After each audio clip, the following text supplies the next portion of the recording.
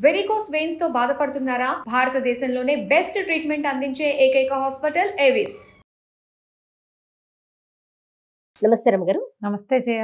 రమ్మగారు, మనం చాలా పురాణ గాథలు చెప్పుకున్నాం. ఇవాళ ఇంకొకటి చెప్పుకుందామండి. మామూలుగా మనం కార్తీక పురాణం ఫేమస్, మాఘ పురాణం, వైశాఖ పురాణం ఉన్నాయి బోల్డని. శివ పురాణం, విష్ణు పురాణం అవి ఉన్నాయి కదా. శివ పురాణంలో నుంచి ఒక కథ చెప్తాను జయ. ఓకే రమ్మగారు, విష్ణు పురాణాలు చెప్పారు మీరు? చెప్పలేదు జయ. మరి ఈసారి ఏమన్నా ప్లాన్ చేద్దాం కదా, అవకాశం ఉంటే విష్ణు పురాణం చెప్పించాలని అనిపిస్తుంది. ఎందుకంటే కార్తీక పురాణం అంటే నాకైతే రమ్మగారే గుర్తొస్తారు. కార్తీక పురాణం రమ్మగారు, అట్లా విష్ణు పురాణం కూడా మనం అందించే ప్రయత్నం చేయొచ్చు కదా, అవకాశం ఉంటుందా? అంటే సరే, మనం ధనుర్మాసం వస్తుంది కదా మనకి. కార్తీకం అయ్యాక 15 రోజులు అటు ఇటుగా ఇంచుమించుగా 10-15 రోజులకి స్టార్ట్ అవుతుంది. మరి ధనుర్మాసంలో అందరూ పాసురాలు వింటారు కదా.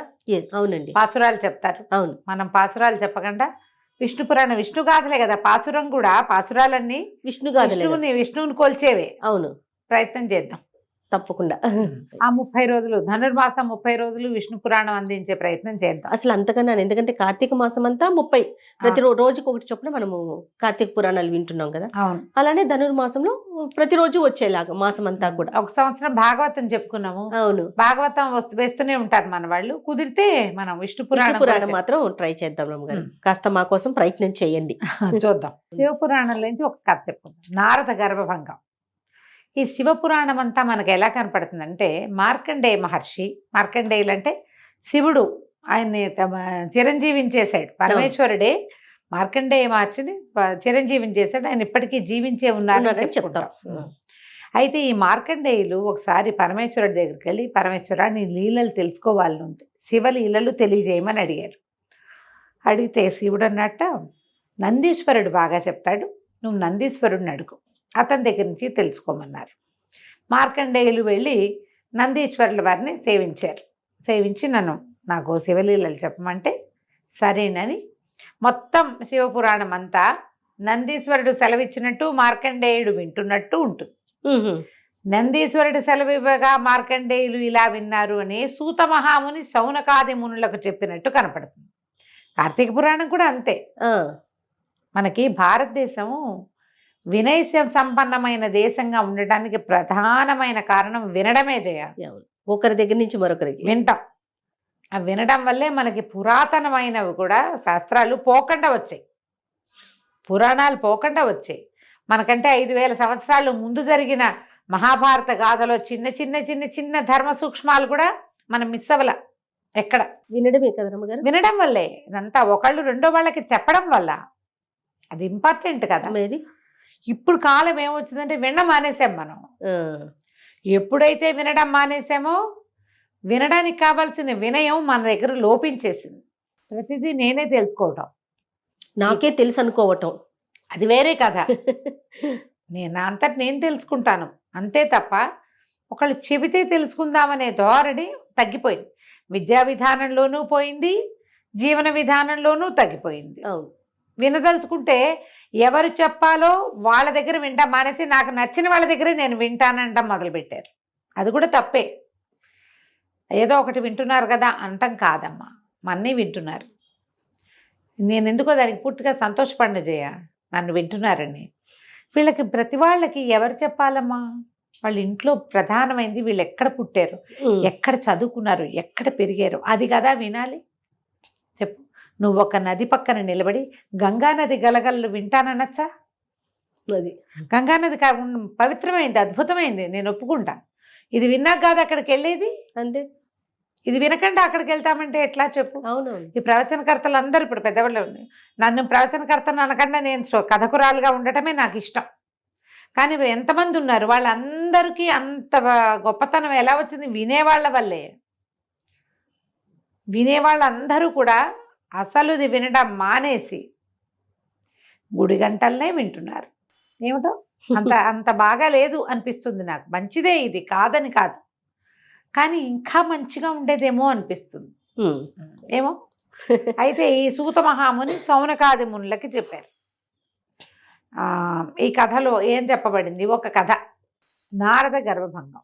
ఒకానొకప్పుడట నారద మహర్షి పరమేశ్వరుడి కోసం తపస్సు చేశాడట. ఆయన ఎందుకు చేస్తాడు, ఆయన విష్ణు భక్తుడు కదా అని ప్రశ్న వస్తుంది.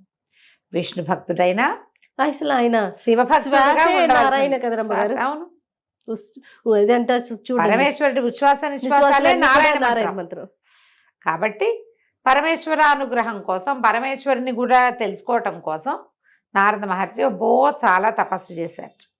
ఎంత తపస్సో చేస్తే ఈయనటి ఇంత తపస్సు చేసేస్తున్నాడు, ఇంతంత తపస్సు చేస్తే ఇంద్ర పదవి పోతుందని ఇంద్రుడు అప్సరాగణాన్ని బోల్డంత మందిని పంపించాడు. ఆయన తపస్సు భంగం చేయడానికి శత విధాల ప్రయత్నం చేశారు. ఇలా జరిగిందా అంటే పురాణంలో ఉంది, చెప్పుకుంటున్నాం అంతే మనం. అయితే ఈ అప్సరోగణం అంతా వచ్చింది, నాట్యాలు చేశారు, వయ్యారాలు చిలికిచ్చారు, ఏమిటో చాలా చేశారు. ఏం చేసినా నారద మహర్షి చెలించలేదు. ఇంద్రుడు పరిగెత్తుకుంటూ వెళ్ళి పరమేశ్వరుడి దగ్గరికి వెళ్ళాడు. అయ్యా, నారద మహర్షి చెల్లించలేదు, ఆయన తీవ్రమైన తపస్సు చేస్తున్నాడు, నా పదవికి భంగం వస్తుందని నాకు భయంగా ఉంది, ఏం చేయమంటావంటే ఆయన పరమేశ్వరుడు అన్నాడు, అయ్యా నువ్వు భయంగపెట్టద్దు, అతను ఇంద్ర పదవి కోసం చేయటల్లా నా అనుగ్రహం కోసమే చేస్తున్నాడు, నన్ను తెలుసుకోవడం కోసమే.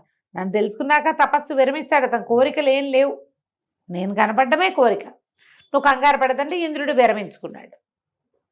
ఈ తపస్సు చేస్తున్న నారదుడికి వీళ్ళంతా వచ్చారు, వయ్యారాలు ఒలికిచ్చారు, నేను వీళ్ళకి లొంగలేదు అని తెలుసు. ఈ లోపల పరమేశ్వరుడు ప్రత్యక్షమే అయ్యాడు. అయ్యి ఆయన అనుగ్రహించాడు, జ్ఞానివిగా ఉండమని అనుగ్రహించాడు. జ్ఞానయ్యాడు, పరమేశ్వరుని ప్రత్యక్షం చేసుకున్నాడు. కానీ నారద మహామునికి ఏమనిపించింది, మాయ ఇది, ఏది శివమాయ. శివుడి కోసం తపస్సు చేస్తుంటే వీళ్ళంతా వచ్చారు అంటే శివమాయ, దానికి నేను లొంగలేదు అంటే నేను మాయని జయించాను. పరమేశ్వరుడితో చెప్పాడు, నేను మాయని జయించాను ప్రభు అన్నాడు. పరమేశ్వరుడు అన్నాడు, ఒక మాయని జయించావు నువ్వు, అసలు ఆ మాయ యొక్క ఆ స్వరూపం ఏమిటో నాకు బాగా తెలియదు.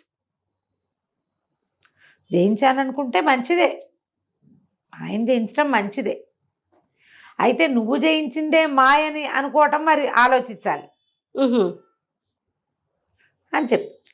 ఇప్పుడు ఏమిటి అర్థం దాంట్లో, నువ్వు అనుకుంటున్నది చాలా చిన్నది, అది కాదు, ఇంకేదో ఉన్నది, ఇంకా ఉంది, మాయా స్ఫూర్తి స్వరూపం నాకే తెలీదు అని పరమేశ్వరుడు సెలవిస్తే ఏమిటర్థం, నారదుడికి తెలుస్తుందనే, కాదని కదా.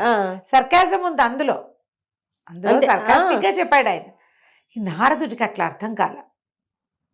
నాకు తెలీదు, నీకు తెలిసింది అని చెప్పి భలేవాడివి అన్నట్టుగా ఆయనకు అర్థమైంది. ఎందుకంటే ఎక్కింది అప్పటికే తలకెక్కింది అది. నేను మాయని జయించాను జయించాను జయించాను జయించానని మా పాట ప్రతి వాళ్ళకి చెప్పేవాడు. బ్రహ్మదేవుని కలుసుకున్నాడు, తండ్రి నేను మాయని జయించానని చెప్పాడు. విషయం అంతా విని, నువ్వు శివమాయని జయించావు, విష్ణుమాయ ఒకటి ఉందిరే నాయన అన్నాడు.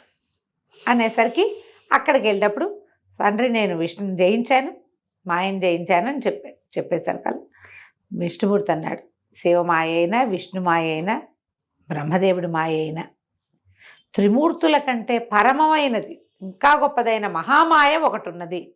మేము అందులో అంతర్గత శక్తులో ఒక మహామాయ ఉంది, ఆ మాయని జయించడం అంటే అది సులువు కాదు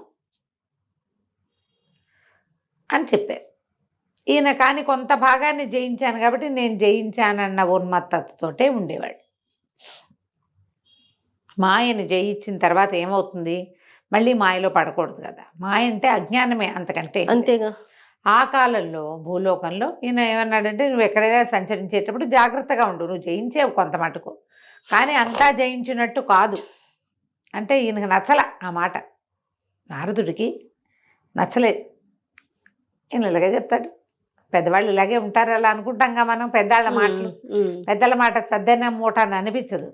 పెద్దవాళ్ళు ఇంతే, చాదస్తులు, అలాగే అనిపిస్తుంది. ఆ కాలంలో భూలోకంలో కళ్యాణపురం అని ఒక పట్టణం ఉండేది, నగరం. ఆ నగరాన్ని వెళ్ళే రాజుకి మహాద్భుత సౌందర్యవతి అయిన ఒక కూతురు ఉంది, ఆవిడ పేరు రమాదేవి. అయితే ఈయన భూలోకానికి వెళ్ళినప్పుడు ఆ నగరానికి వెళ్ళాడు నారదుడు. వెళ్తే వాళ్ళు బాగా ఈయన్ని పూజించి పోషించి తమ దగ్గర ఉంచుకుని అందరూ వచ్చి నమస్కారాలు చేస్తే ఈయనకి అమ్మాయి నచ్చింది. ఈయనకి ఏమనిపించింది, వివాహం చేసుకోవాలని భావించాడు. భావిస్తే ఏదో చిన్నగా హింట్గా అన్నాడు. అనేసరికి ఆ పిల్ల తండ్రి, ఆ రమాదేవి తండ్రి ఏం చెప్పాడంటే, మా అమ్మాయి విష్ణువుని తప్పిస్తే ఇంకొకరిని వివాహం చేసుకొని ఉంటుంది, విష్ణువునే వివాహం చేసుకుంటుంది అనేసరికి ఈయన బాగా ఆలోచించుకుని విష్ణువు దగ్గరికి వెళ్ళాడు. నారాయణ, నాకు ఇప్పటిదాకా వివాహం సంకల్పం కలగలేదు. ఈ భూలోకంలో కళ్యాణపురం అనే నగరం ఉంది. ఆ పాలకుడికి అద్భుతమైన సౌందర్యవతి అయిన కూతురుంది. ఆ పిల్ల పేరు రమాదేవి. ఆవిడని వివాహం చేసుకోవాలని నాకు అనిపించింది. నీలాంటి స్వరూపాన్ని ఇవ్వు, నాకు హరిలాంటి రూపాన్ని ఇవ్వు, హరి రూపము కావలేను అని అడిగాడు.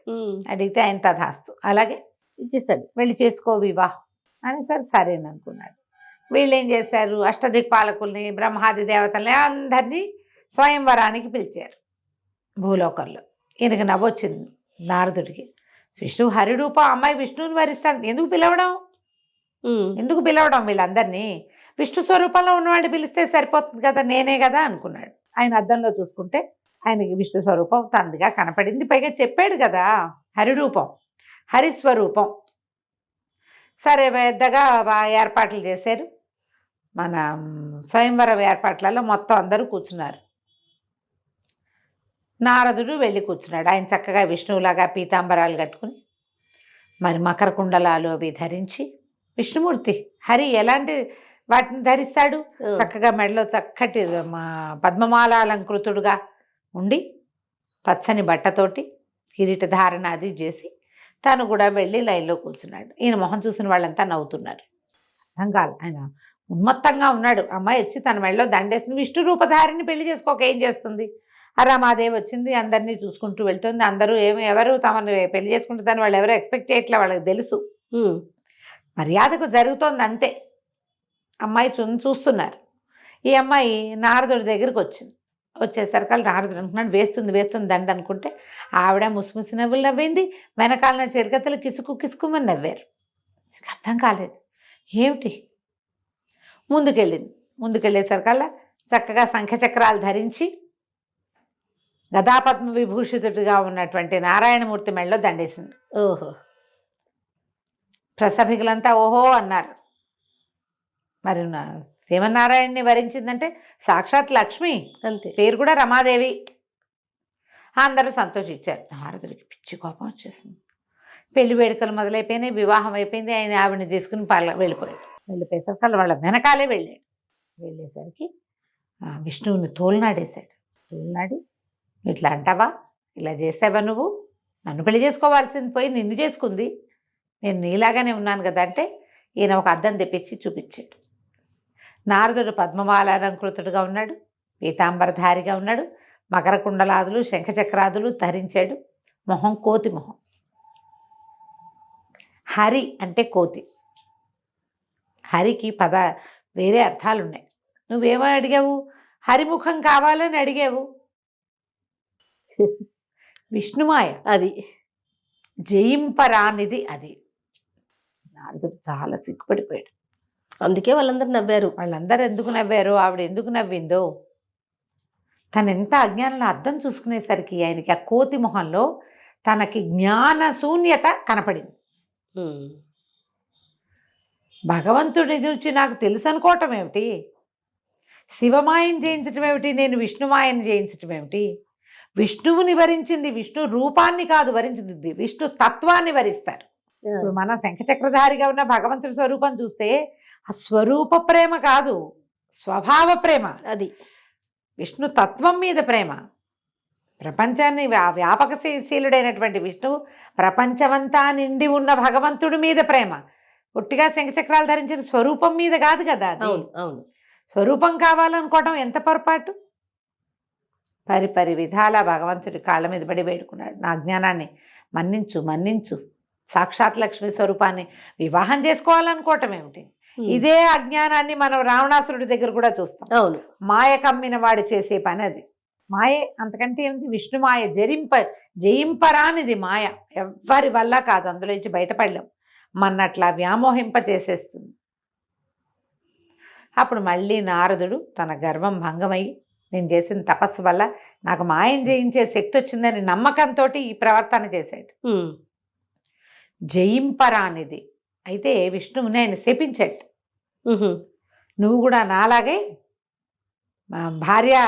భార్యకి దూరం అయ్యి, ఇప్పుడు అమ్మాయి పెళ్లి చేసుకుందాం అనుకున్నా, అది దూరం అయిపోయాను కదా, భార్యకు దూరం అయ్యి కోతుల సహాయంతో పెళ్ళాన్ని దక్కించుకుంటావు, నాకు కోతి మొహాన్ని చేసావు కాబట్టి. ఓహో, అందుకనే అందుకనే అయితే ఇప్పుడు విష్ణువు ఏం చెప్పాడంటే, ఆయన నవ్వుతూ, చూసావా నువ్వు మాయలో ఎలా పడ్డావు, పర్వాలా, నేను ఎట్లాగూ దశావతారాలు ఎత్తితే రామావతారంలో ఇదే జరుగుతుంది, వానర సహాయమే కదా. నువ్వు నన్ను శపించినా కూడా నేను నీకు వరం ఇస్తాను. నువ్వు ధూర్తుడివైనా కలహభోజనుడు అని పేరుతోటి త్రిలోక సంచారము చేసి లోకక్షేమం కోసం నువ్వు ప్రవర్తించేటట్టుగా నీకు వరం ఇస్తున్నాను నేను. మాయని జయించడం కష్టం, భగవంతుడు కూడా మాయలో పడతాడు అంతే. అప్పుడప్పుడు భగవన్మాయ అయినా కూడా మానవులేమిటి, మానవుల ఇది భగవన్మాయ తిరోహితంగా ఉంటుంది, మనకేముంటుంది, మన ప్రకాశం, మన తెలివితేటలు ఏం లేవు, మనమంతా ఆ మాయలో పడే తిరుగుతూ ఉంటాం, అంతా నాది నాది నేను నేను నేను అనుకుంటాం. ఎప్పుడు ఆయన లేచక్క వెళ్ళిపోతాడు మనలో ఇచ్చి, ఏమవుతాం మనం, ఎవరికి పనికి రాకుండా బట్టలో కలిసిపోతాం, అంతే కదా. ఆయన ఉంటేనే కదా. అది తెలుసుకున్నాడు నారదుడు. ఆయన ఒక శాపం వల్లే ఈ రామాయణ గాథ నడిచిందని శివపురాణంలో ఇలాంటి ఒక కథాంశంతో చెప్పబడింది. భగవంతుడు మాత్రం అతన్ని నువ్వు చేసిన తపస్సుకి త్రిలోక సంచారిగా ఉంటావు, నువ్వు లోక కళ్యాణార్థమే, నువ్వు ఏం చేసినా, నువ్వు ఎంత గొడవ చేసినా, ఎంత కిరుకులు పెట్టా, ఒకళ్ళకొకళ్ళకి లింకులు పెట్టినా కూడా అది లోక కళ్యాణార్థమే పరిణమిస్తుంది. ఎట్లా నీకు కోపం వచ్చి నువ్వు ఇచ్చిన శాపం లోక కళ్యాణార్థం పరిణమించిందో అలాగే పరిణమిస్తుంది అని చెప్పి ఆయనకి వరం ఇచ్చాడు. అప్పటి నుంచి నిత్యనారాయణ మంత్రంతో ఉంటాడట నారదుడు. కథ కంచికి మనం ఇంటికి. అద్భుతమైన స్టోరీ. నమస్తే. నమస్తే.